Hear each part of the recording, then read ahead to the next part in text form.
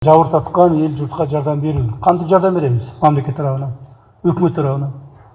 Урматтуу президентибиз ушуну мага тапшырма берип жөнөттү. Жеринде карап, жеринде өзүңөр анактагыла депчи. Биз бүгүн мына министр МЧС, президенттин атайын ыйгарымдуу өкүлү Ош облусту боюнча, шаардын мэри менен чогуу ушуну мындай анактап чыктык да, эмне кыла турган болдук. Урматтуу жетекчилер, биринчи каза болгондорго 21 жаран, биздики 4 жаран Казакстандык экен. Эми Казакстан жаранында кошуп кое берели, 25 адам деп коелу, туурабы? Бул республика боюнча. Кечээки эле Ош облусту боюнча эмес, республика боюнча. Бүгүнкү күнгө чейин быйылкы жылкы да бул, быйылкы жылкы 2024 жылкы болгон кырсыктардан жабыркагандар. Так, мен 20 июлга чейин деп коеюн, бүгүнкү күнгө 19 июлга чейин аныктагандарыбыз 25 адам болуптур. 25 адамга миллион сомдон жардам берилет. Ар бирине. Чоң бу, кичинеби, кичинекей жаш балабы же чоң кишиби, анын айырмасы жок. Ар бир каза болгон жаранга мамлекет тарабынан миллион сомдон жардам берилет. Муну МЧС контролго алабыз. МЧС ар бир адамга жеткизип, ошолордун алгандыгы боюнча көйлөндүрүп бизге кагазын тапшырабыз. Макулбу? Так, экинчи, авариялык үйлөр 76 үй болуптур. Республика боюнча. Бул жерде таластыктар дагы бар, өзгөндүктөр дагы бар, жалал абадтыктар дагы бар, Нокен жана башка жерлерден 76 үй болуптур. Ошол 76 үйдүн ар бирине азырынча миллион сомдон акча беребиз мамлекеттен. Авариялык үйлөргө, баягы бузула турган үйлөргө да миллион сомдон акча беребиз. Ошону жана айтканым ошондон, акимдер, урматтуу акимдер, сиздер ошону контролдойсуздар. Макулбу? Акимдер контролдойт. Бул жерде естественно президенттин ыйгарым укуктуу өкүлү Ош облусту боюнча, облустар боюнча да, эми Жалал Абад бар, бул жерде Талас бар, ошолор контролдойт, акимдер буларды аткаруучулар болосуңар. Макулбу? Эртең ошол алган адамдардын бирөө жары мен албай калдым, келбей калды, же болбосо ошолор алып алып туруп акчаны дагы кайталап атам, башка максатсыз пайдалана турган болсо акимдер жооп бересиңер. Уктуңарбы? Бирөө жарым акчаны алып туруп башка жака иштетип берип, той топурга барып жок кылып берсе, чөнтөгүңөрдөн төлөйсүңөр, айтып коем. Мен буну катуу көзөмөлгө алабыз. Капиталды оңдоого 56 үй берилди. 56 үй берилди. 56 үйгө 500 миң сомдон беребиз. Өкмөт тарабынан. Муну дагы ошол акимдер, естественно, президент ыйгарым укуктуу өкүлү баш болуп, акимдер контролдойсуңар. Андан сырткары Ош базарындагы жанагы ишкерлер жөнүндө. Ишкерлер боюнча 750 контейнерге зыяны тийип, ичиндеги товарларды агызып кетти деп атышат. Эми ал жерде 750 болдубу, 720 болдубу, ичинде канча товар бар эле, тияк бияктардын отчету жок болуп атат азырчы. Отчету жок болот. Өзүнөн сурасаң билбейт. Мен бүгүн барып өзүнөн сурадым, ичинде канча товар бар десе билбейм дейт. Канчасы агып кетсе мен билбейм дейт.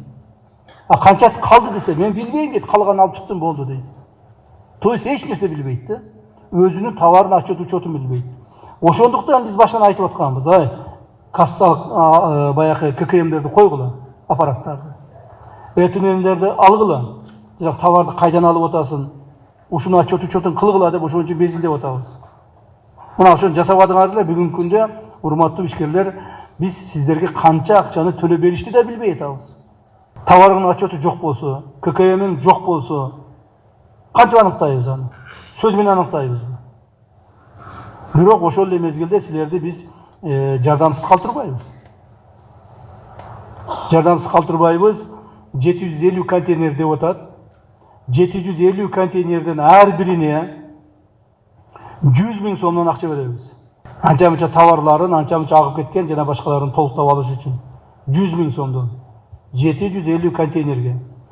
Бул жерде эми эң негизи кимдерге беребиз? Меники агып кетти деп эле кол көтөргөндөргө эмес. Меники жок, мына менин контейнеримди агып кетти деп эле чуркап чыгып кыйкыргандарга эмес. Ошол жерде регистрация болгондорго, налог төлөгөндөргө, патенти барларга, муну ошолорго гана беребиз. Мындан ары биздин граждандарыбыз, атуулдарыбыз мыйзамга баш ийүүнү билиш керек. Тартип болуш керек дейм. Тартиби жок эле жашай берип качанга чейин жашайбыз? Тартип болсо оңоюраак жашайбыз. Мыйзам болсо баарыбыз мыйзам чегинде, жакшылык дагы мыйзам чегинде болот, жоопкерчилик дагы мыйзам чегинде болот. Никто не будет придумывать, какие наказания давать или какие-то поощрения давать. Все должно решаться в рамках закона. Ошондуктан, урматтуу жетекчилер, эми ушунун баары качанга чейин болот? Мурда айтып коет эле да, биз ушуларды беребиз деп объявить этип коет, анан жарым жыл, 1 жыл, 2 жыл, 10 жылдан бери албай жүргөндөр бар. Билесиздерби ошону? Бүгүнкү күнгө чейин албай жүргөндөр бар. Мен мында сурак коёмун, тапшырма коёмун баардыгыңыздарга. 30-июлга чейин баары акчасы алып бүтүшкөн. 10 күнүн ичинде. 30 июль последний срок выдачи финансовых средств. Акими. Түшүндүңөрбү ошону? 30 июль.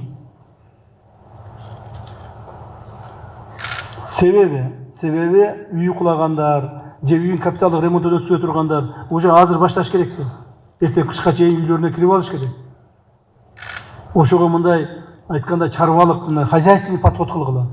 Үйүнө кирип алсын байкуштар. Эртең кышта дагы чатырларда отуруп калышпасын, суукта отуруп калышпасын, жамгырдын астында отуруп калышпасын, же бирөөлөрдүн үйүн сагалап, ар кимдин үйүнө чуркап жүрүшпөсүн. Макулбу? Ошон үчүн биз тездетишибиз керек жардамды. А сиздер ошол жардамды алгандан кийин стройканы тездетишиңер керек. Жардамды биз 30 июлга чейин берилебиз. Мамлекет тарабынан, өкмөт тарабынан.